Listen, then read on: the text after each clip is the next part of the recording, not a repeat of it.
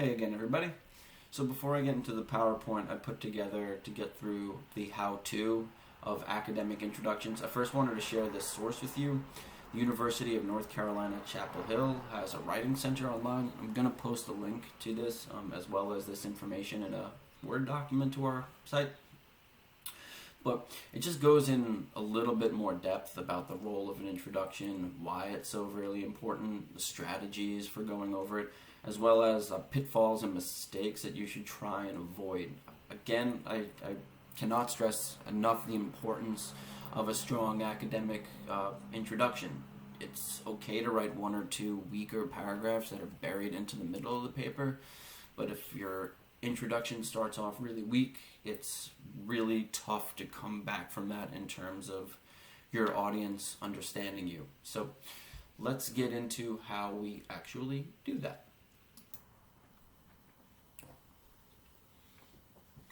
So,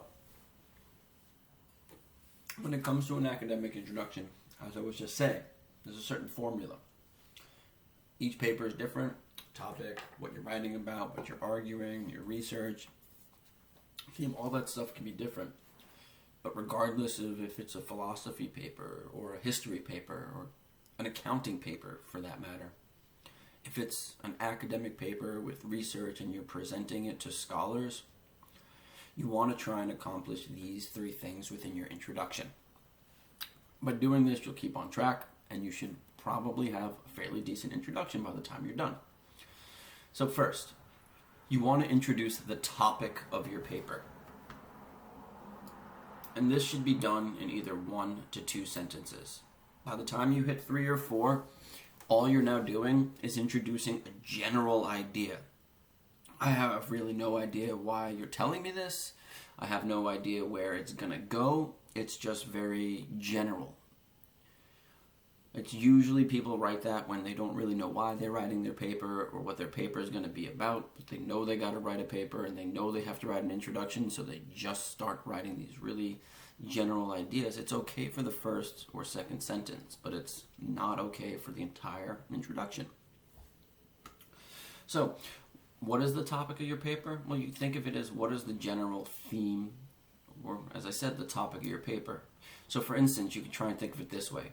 If you are writing a paper and you're specifically talking about kids who play football, and you're talking about concussions and brain injuries, then your general topic would be either youth sports, child health, or brain injuries. So I'm focusing on football and concussions, which is a specific thing, but the general topic would be kids' health, youth brain development, or even youth contact sports. It can vary a little bit when you're talking about the same topic, or you can kind of blend them. But the idea behind this is to think about the general sense, or like what your paper is talking about. Again, that's trying to be introduced in 1 to 2 sentences. After we do that, we try and introduce the subject of the paper. So what is the subject of a paper? Well, that is specifically what you're going to be discussing. So if your topic is youth sports, that means your subject is concussions and youth football. Right? Youth sports is my topic. Concussions and football is specifically what I'm going to be talking about. So I introduce this sort of idea of kids' brains and development, and then I let my audience know that, hey, we're not going to be talking about all types of brain injuries for kids. We're not going to be talking about all sports in kids. We're going to be specifically talking about football and concussions in kids. This should be roughly 2 to 3 sentences. If you're doing too much, if you're doing more than that, then you're starting to write good ideas that should probably be brought down into the body paragraphs of your paper. Students who do too much of this typically run out of things to say within their paper, or they start getting repetitive because they've already said it within the introduction. Lastly, and arguably the most important thing in your entire paper, even if it's a 78,000 page paper, the most important thing is what argument are you making? And for a paper the size of what we're doing, 4 to 6 pages, this should be a 1 sentence. It can be a complex or compound sentences with commas and ands and buts and howevers, but it really does need to be that one sentence that can stand on its own. In one sentence, what is the main argument or the main takeaway from your paper? You've written a paper, regardless of whether it's for philosophy or this class or for this project one, there is a point, and that point should be made in that last sentence of your introduction. So, if my topic is youth sports and my subject is football and youth concussions, then my argument should be something like, kids under the age of 10 should not play contact football because traumatic brain injuries at younger ages causes increased memory loss in teens. Mind you, I made up that fact, but again, I have the topic, kids and football. I have the specific idea, concussions and youth football. Then I go into my specific argument about what I think should happen as a result of me talking and researching about this topic. So at most 2, 5, 6, at minimum 1, 3, 4. Ideally for a paper anywhere really under 10 pages, your academic introduction should be somewhere between 4 to 6 sentences. If you hit 7, which is sometimes okay, ask yourself, do you really need it? By 8, you're probably doing too much. If your introduction takes up the entirety of your front page beyond your heading, your intro is most likely too long. As you start moving into 20-page papers, this changes. 80-page papers, it changes again, but for rule of thumb, anything really under 10, 4 to 6 sentences following this formula. All right, so let's move into the PowerPoint and see if that makes us a little bit more sense. All right, so I'm going to post the Word document that I just showed, and I'm also going to post this PowerPoint after I'm done as well, so you have this for you. Some of the stuff I'm going to go through a little bit quicker because I've been talking about it already. Why do we write introductions? I actually don't think I talked about that yet. The point of the introduction, as I said, is to give people an idea of what you're going to be writing about. It also helps to take the reader from the daily life to the textual and analytical space of your essay. So, like, before I sit down and read your paper on youth concussions, I might have been, doing my taxes or eating dinner or feeding my kids or mowing the grass. And so, like, my headspace was somewhere different. So your introduction, by starting off slow with that general statement, helps to get me comfortable, ready for what you're going to be talking about, rather than just starting with the sentence, kids should not play football because blah, blah, blah. A good introduction also helps provide a roadmap. So if it's you're following that structure, then I have a strong idea of what's going to be coming out in your paper. So when I get to paragraph 7 on page 3, I'm not really confused. It specifically states your topic. And in a personal sense, it also helps you to keep focused if you know what to go back and look for and like, hey, have I done this as I'm moving through my paper? We talked about this, what should come out, your thesis statement, which is that last statement, your topic, your question, how the paper diverges from the general topic, your subject, how you plan to proceed, and sense of information that you will use. So how do we get this information out exactly? If I had a blackboard in front of me, I would be drawing an upside down triangle because this might help us understand this, that an introduction is typically considered like a funnel structure, meaning that with our first sentence or two, we start in a general sense, and as we move towards that last sentence, we have a very, very specific statement. Essays which move this way are going to help you to keep that sort of focus and make sure that your introductions are moving in the right way. But again, an upside down triangle helps you to sort of visualize what you should be doing. Like the top in that upside down triangle is going to be really wide, and by the time you get to that point, it's really narrow. And that narrowness is your thesis statement that kids under 10 should not be playing, whereas the top of that pyramid is something along the lines of what happens to a kid who has a major concussion at the age of 8, ? It's a very general statement. I don't even know if it's a concussion because of falling down the stairs or getting hit with a Nerf gun or whatever the case. But we're starting with this sort of flow of general to specific. Attention grabbers, you've probably heard professors say, especially in high school, you really want to open with a hook. You want to really grab their attention first and foremost. And that is, in an essence, very much true, but I think it is a bit minimalistic in what your understanding should be in that first sentence or two. If I wanted to grab somebody's attention, I'd probably start talking about dragons or lasers or robots or something, but that probably has nothing to do with your paper. So beyond being an interesting statement, it also has to be a statement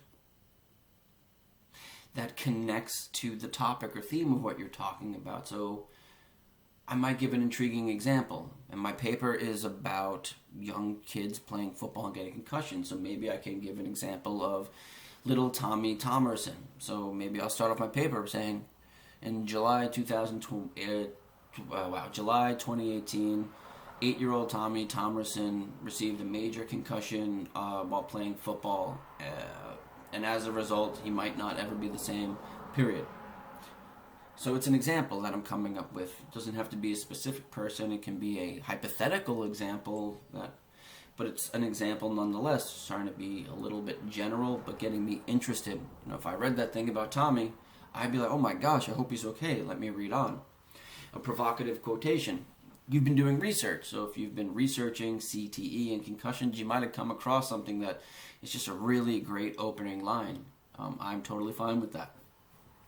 A thought-provoking question. I used to almost always start my papers with a thought-provoking question. I typically do not do that anymore, but that is a stylistic choice, not a matter of right or wrong.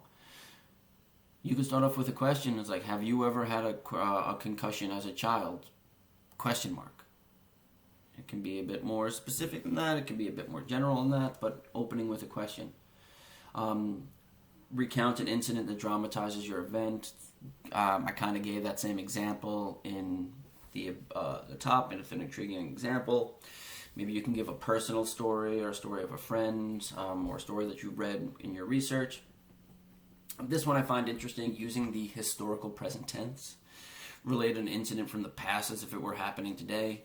I don't know if you know this, but when I was a kid, my parents didn't really make me wear seatbelts. And I know when they were kids, their parents didn't make them wear seatbelts. So I might say something like, just because we were letting kids in cars safely without a seatbelt back in the 50s, why are we taking the same chances with them now? So it's like thinking about the past and thinking about what's happening now and how those things sort of intertwine and connect. You want to skip this one. This is for grad school. If you're writing like a big old research paper, so I got rid of that one for us. Offer contrast between past and present, fairly similar to above. Offer contrast between image and reality. A lot of so something similar. Maybe an example would be,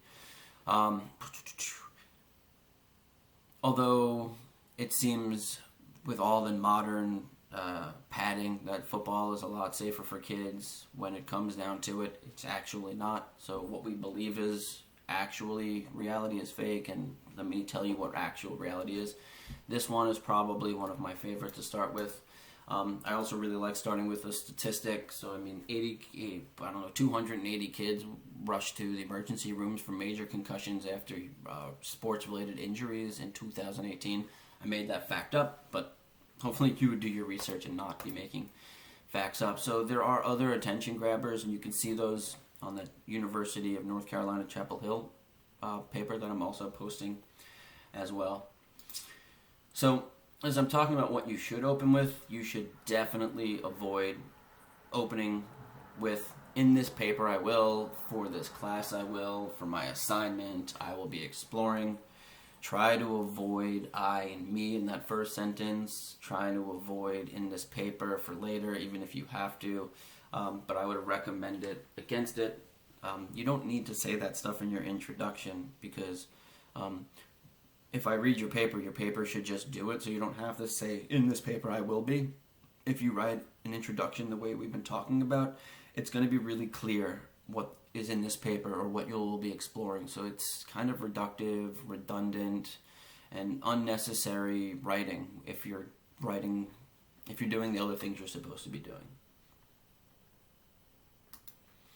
So saying here's a little bit more information about topic or purpose if you guys and gals want. But just be straightforward and confident when it comes to your writing. As I said, avoid in this paper. I will argue that. You want to be able to make a clear stance, a clear argument that you believe in, that you would defend, that if we went out to have some coffee together and we were getting into a heated debate, that you would stand your ground and argue your beliefs. It might be more effective to say what you mean in a declarative sentence. Assert your main argument confidently. After all, you can't expect your reader to believe it if it sounds like you don't believe it. So, the last bit of this, and this is a really important one as well, is for those of you who just write an introduction and you don't really know what your paper's about and you expect to figure it out as you're going to be writing it, you're going to be writing something called the placeholder introduction. You don't have much to say because you haven't really thought about what you want to say, you haven't written any ideas down or brainstormed. It's easy to create this kind of introduction. It's a weak introduction that contains several vague general sentences that don't really say much. Russia is a big country. In Russia, it gets very cold. Russia has a lot of people. Okay, who doesn't know that? It's a very general sort of sentence. They exist to take up the space in the introduction.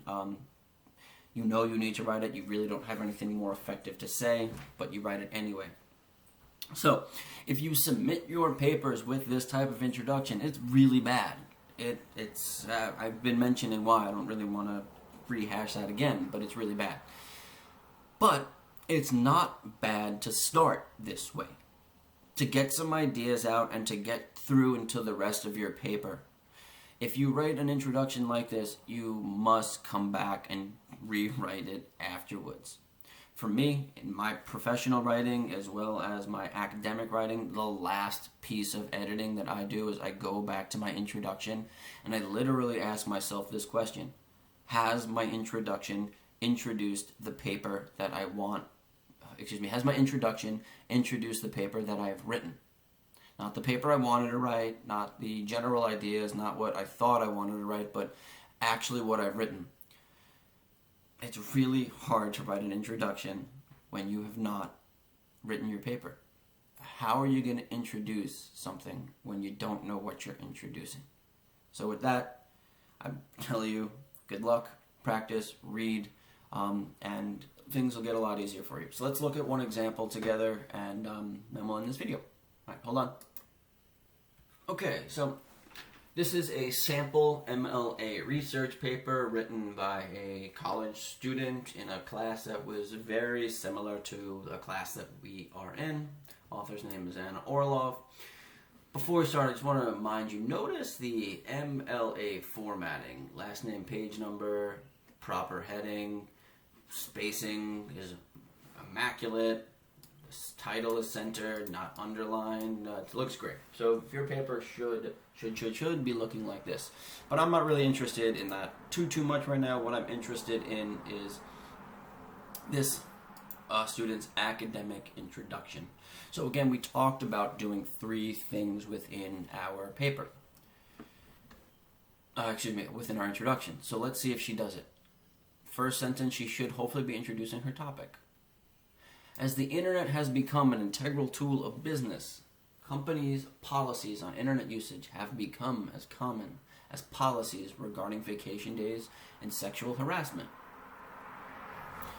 What is the topic here?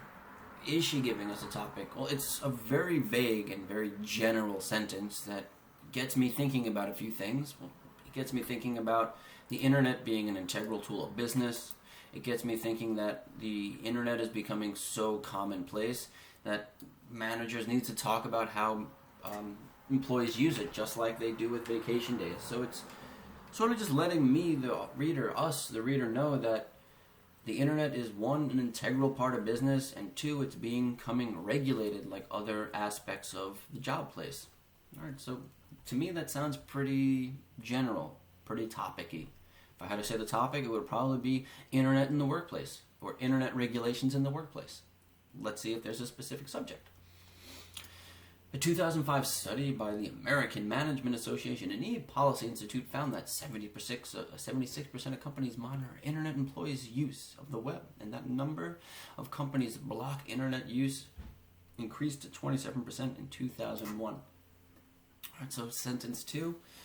Again, right, we're thinking about that upside down triangle. The first is a general thing. Now we're moving into a lot more specific data. It's not a specific statement about a person or what a company's doing, but these broad statistics that help give us an idea of what's going on. What are we getting from this? Well, we know now that this is not just a place on general rules in public. What are the rules that they're focusing on? These aren't just random statistics that companies monitor, that companies block. So we're talking now a little bit more specifically about what these rules are for the employees. So I still see this as a general introduction, that we have those first two sentences of getting me into theme, and now we're moving into really the specifics. Let's see if she gives us the subject. Unlike other company rules, however, internet usage policies often include language authorizing companies to secretly monitor their employees, a practice that raises the question about rights in the workplace. So, general topic. How businesses handle policies on internet use for employees. The subject: should companies be secretly monitoring their employees? 4, or 3, the third thing. And this is her specific thesis statement. Although companies often have legitimate concerns that lead them to monitor employees' internet usage, from expensive security breaches to reduced productivity, the benefits of electronic surveillance are outweighed by its cost to employees' privacy and autonomy. This is a really specific statement that she's saying, like, I recognize that why company wants to monitor and block and do all this stuff, but the benefits of electronic surveillance are outweighed. So by monitoring less, you're actually doing more for privacy and autonomy and creating a better work environment for your employees that will be more productive if you're not secretly monitoring them and making them feel like they're in some sort of Orwellian prison or something along those lines. How many sentences? 1, 2, 3, 4. How many pages is this? 1, 2, 3, 4, 5, 6 almost full pages with an image in there. And her introduction's only 4 sentences. Some of them are a little long, and that's fine, as I said, but it's still those 4 sentences. Introduce your topic, introduce your subject, hit me with your thesis statement, your main argument, and then boom, the rest of this paper is going to make a lot more sense. When she says in this next paragraph, when surveillance of employees is not a new phenomenon, you're going to know exactly what she's talking about and why she's telling you this information, because she wrote a really strong introduction. And I hope that you can do that as well. But the only way to do that is practice and draft and come back and think and practice. All right. Good luck, everybody. I'm going to post this information now, and we'll be talking soon.